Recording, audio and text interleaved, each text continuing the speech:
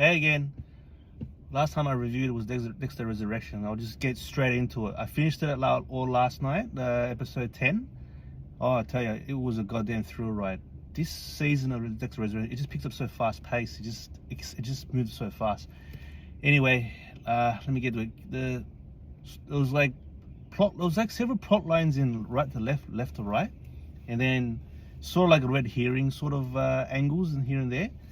But eventually, Dexter, when he infiltrated the Predators club, he ended up killing all his other serial killers in a nick of time. Like, he did it really quick. Like, obviously he set up Lady Vengeance, and then he took out the Gemini twins. Like he found out when they were twins, and then he just killed him. He just killed him that easy. the second twin he found out when he had a twin, and ended up in that mansion and then took a helicopter ride. I mean, the way how he killed him was like, oh, it felt like something from the TV series Oz. Anyone remember that from 1997? The TV series Oswald. It's like just a quick kill. Like he manipulated. He manipulated him. He baited him. He Dexter saw opportunity and was on his own, the Gemini twin, and then he went up to him, and then he just, obviously, he's shit sturdy, and that's like typical Dexter, the OG Dexter, Miami Dexter, how he gets his target to, to react back. We did the dokes. And, yeah, like, I just felt like some of the episodes maybe weren't relevant, like for a similar, like, Blessings plot. That could have been maybe cut a bit shorter out. Maybe they could have left some ideas out of there. Maybe like it sort of like wasted a bit of time on the work. But obviously you can't have everything all focused on Predator's plot and Dexter. You need to balance that out. One thing I gotta say is I reckon they sort of went a bit rushed, cheaper in a way, but it was sort of touching how they killed off Batista. I sort of felt sorry for him. He was just trying to do the right thing, trying to clear a few names, and then he stumbled onto, when Detective Wallace, and found out he was no longer a captain from him. He was just using a badge. He's inactive and, breaking the NYPD, the law in New York City. And he got booted out. And then, I mean, what are the odds? Like, yeah, his last leader was Predator, had a picture of him. And then he was like, oh, who's this guy? And then he went to go see him. He was like, oh, bingo, I'm going to go get, go see this Predator guy, and then maybe he can box Dexter once and for all. But what are the odds he'll know that Predators, he collects serial killers, this and that. And then I felt sort of bad for Batista. And then he ends up on episode 9. That probably was one of the best episodes, episode 9. And he's up on the table and he's like shocked and like, oh my God, Dexter's right there. This Predator guy, little guy, is just gonna, he's one of them. And then, yeah, I don't know, Predator just shot, Batista a few times in the back, and then he ends up dead. I really wanted Batista to actually put Dexter once and for all, but obviously the writers, there's going to be a season 2, that's what I heard.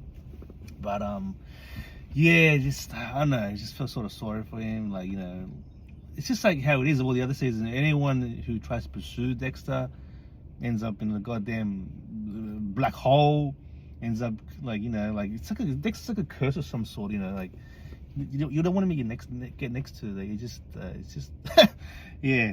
Anyway, the few things, the characters with Charlie Brown, I'm disappointed that she had less screen time. Maybe they gave her more screen time near the end, episode 9 and 10. That's when she started to accelerate, see her true self, her true colors. I really wish she, show her more of her combat skills or something. Like she was good. She needed a bit more screen time, I reckon. That's sort of maybe because she's probably, Uma Thurman's an expensive actress to use more screen time. And one of the killers called El Rapunzel, the one that collects women's ponytail, he seems like Trinity anyway. Yeah, he's only the one ends up escaping. It's funny that it was that episode.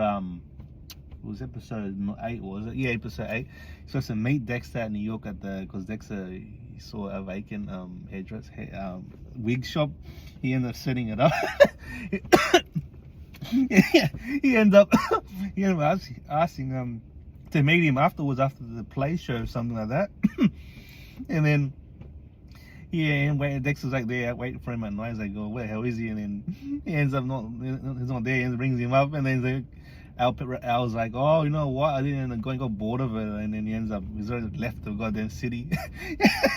And then Dexter's like all furious and angry. Then he get a kill, and that was pretty clever of Al, how he did that. I don't think he knew who Dexter was, but it just had to be blind luck for Al's end.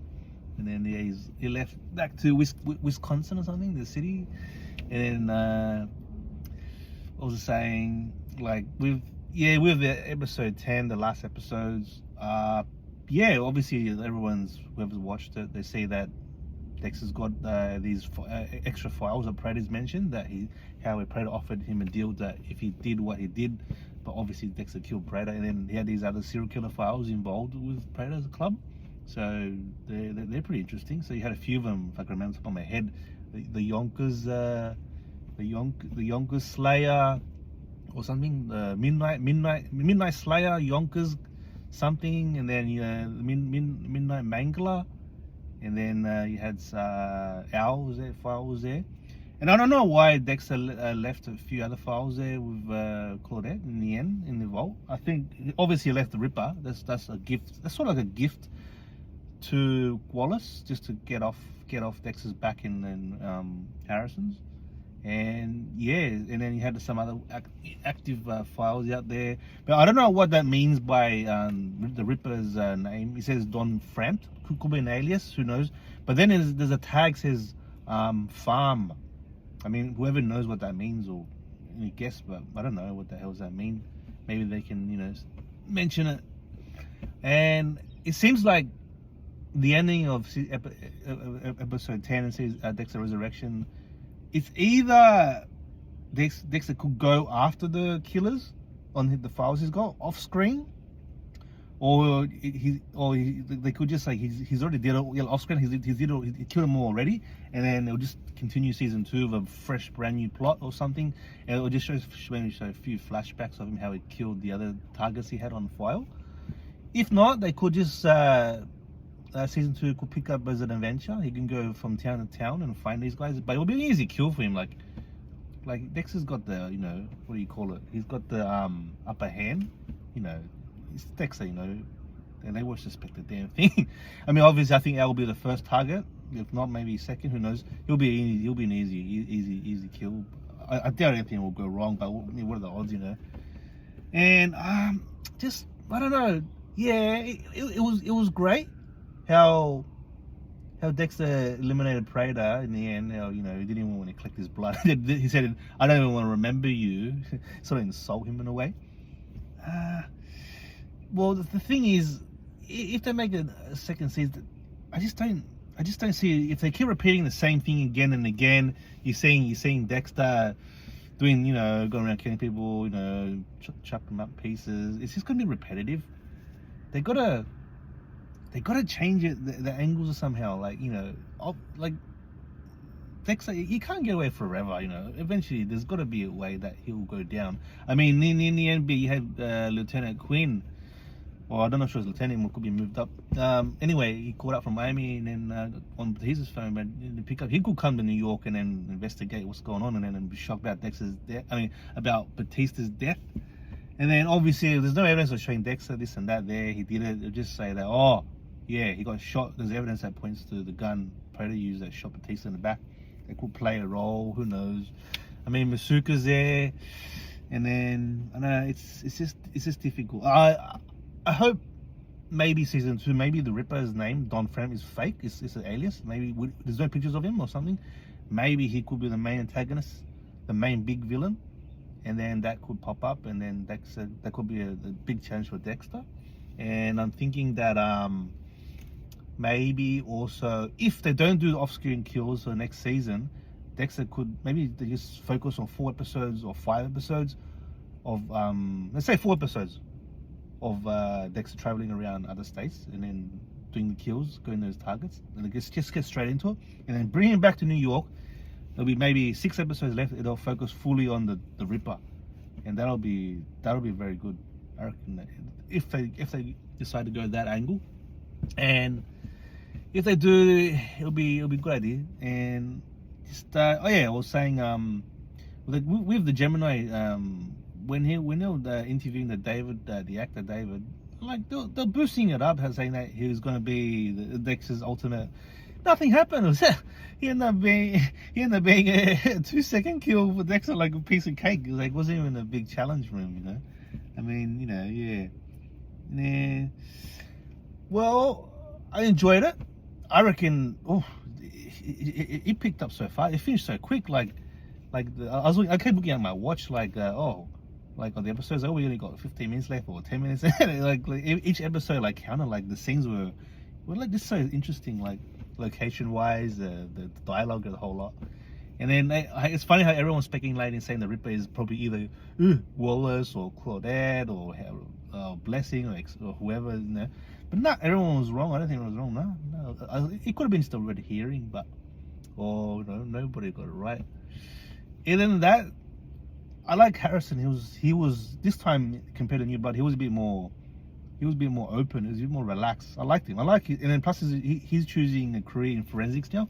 So he wants to sort of follow Dexter's footsteps without the killing of his victims, like rather just putting them behind bars the right way. That's a good angle. And what was I saying? I hope the next season they have more atmosphere and show more of the New York side, the rugged side. Let's like say the Bronx or Queens or just a bit more like rugged settings, and then like factories, etc., warehouses or something, rather than just keeping in like rich areas like Prater's. His mansion. Speaking of Prater's mansion, I wonder if the next season are they gonna delve into all his collection, or like would that be an off-screen investigation thing, just quick on the news clippings or something, or they might it's gonna be a shock like, oh, so this Prater guy's been bankrolling us the whole time is a nutcase. What's that gonna happen there? Like, it's gonna be a big scandal in New York Times, in the news, etc., or who knows? But there's a lot of good ideas they can bring on to the next season. But the main thing is, I reckon this time they shouldn't jam it up with too many killers, like serial killers in one season. That was a good idea for this season, but the next one they shouldn't do it again, because it just cramps the storyline, and then it just it rushes it a bit. They gotta go back to the old format, have one main big killer, and then have another plots of like maybe a bit of family time, and then that's how you create more tension to the Dexter universe. And then I reckon the next season they gotta have some main antagonist, like a well-known actor, but like not too over the top, but like everyone's like, oh yeah, we know this guy, but we haven't seen him before, but we know him, but like he's a good actor, like something like that, like similar like what they did to Clancy Brown in New Blood. He's really good. He's like an 80s actor. He was like sort of like always like a right hand man in the movies back in the 90s and 80s. Like he was good. We need something like that, an actor like that. And then it's a tough one. There's many actors that can play it, but yeah, hopefully they can get the right cast. And we need like someone old, maybe similar to Dexter's age, or maybe a little bit older, but a bit more similar. Like I like Isaac Serco. He was really good.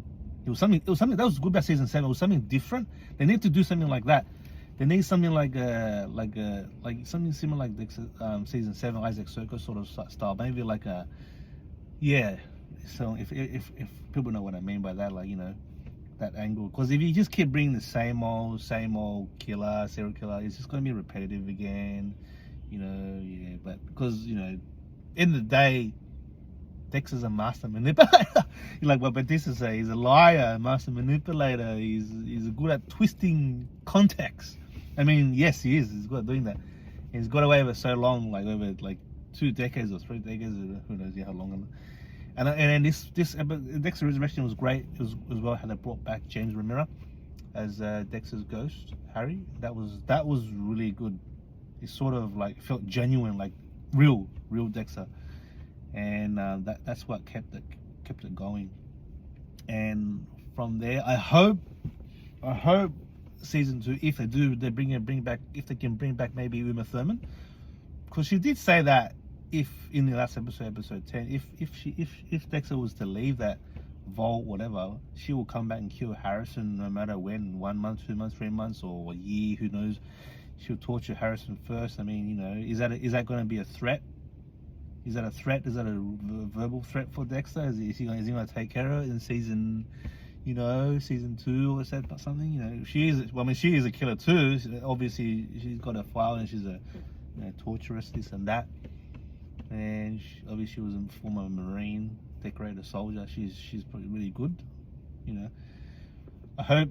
So next, I reckon it could be even coming out maybe end of 2026, of maybe next year, December maybe. So the winter time, Christmas time maybe, and then, you know, that'll be good if they do fast track it. It probably will, because it's been successful. IMDb is giving it 9 out of 10, 9.10 ratings in each episode, and I'm glad they did, because I reckon it was worth every number point for each episode. And my favorite episode was episode 4, episode 7, and episode 9, episode 10. Obviously 10 didn't feel as you know, as like tension as I thought it would be, but it was good. It was perfect how they ended it. I mean, either way, I mean, if something happened, if they want to, they can even say, "Oh, we're not doing a season 2. We're just going to do a Dexter TV movie." Say it goes for like 1 hour and 50 minutes, 1 hour 55 minutes, and that's even better. Rather than keep having episodes by episode, just have a one-off, a big movie, and then a TV movie of Dexter, and go on from there. And then they can focus on maybe the Ripper, who knows, or whatever they want to do. Because I reckon is having each season, it can get a bit, you know, waiting for a bit repetitive. Having a one-off movie, like TV movie, that'll be great. Maybe, you know, have that, and then who knows. But people might still like TV episodes. But I don't mind it. 10 episodes or 12, whatever. I just hope the next coming up, Dexter, they gotta change a few things, like, you know, like, yeah, they gotta change a few tones with his character, and yeah, the way how he adapts as well. Obviously he's happy now as Harrison, you know, loves him back again, and then, you know, and when Batista died, you know, yeah, it showed that Dexter still had a heart. He had a moral compass in him. You know, he's not that truly evil or just like cold-blooded. He still, you know, he would have, when Batista was choking him, obviously he'll accept that, to die by the hands of, you know, his best friend. But obviously, yeah, when Predator shot him, you know, that changed everything, the whole course. And yeah, I liked it. I gave the Dexter Resurrection season 1 10 out of 10. Well, maybe not. Yeah, 10 out of 10. Yeah, it was great. I loved it. Michael C's whole acting was brilliant. He deserves a TV award, a nominee award, an actual award. And yeah, I hope the next adventures of Dexter ends up, you know, something different. Cool. See ya.